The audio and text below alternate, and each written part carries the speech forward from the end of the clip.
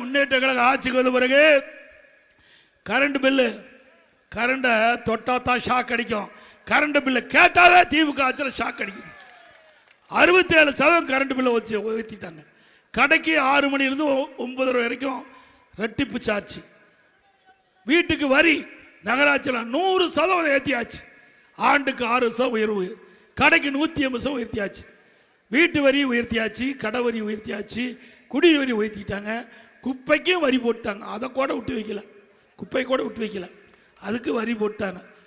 அது மட்டும் இல்லை, விலைவாசி வெண்ணெய் முட்டுக்கிட்டாலும் உயர்ந்தாச்சு.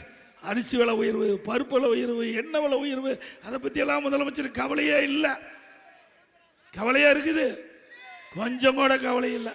திரு ஸ்டாலின் அவர்களே, ஏழை மக்கள் எப்பொழுது வயிறு எரிகிறதோ அப்பொழுது அந்த ஆட்சி அதோட முடிவு பெற்றுவிடும்.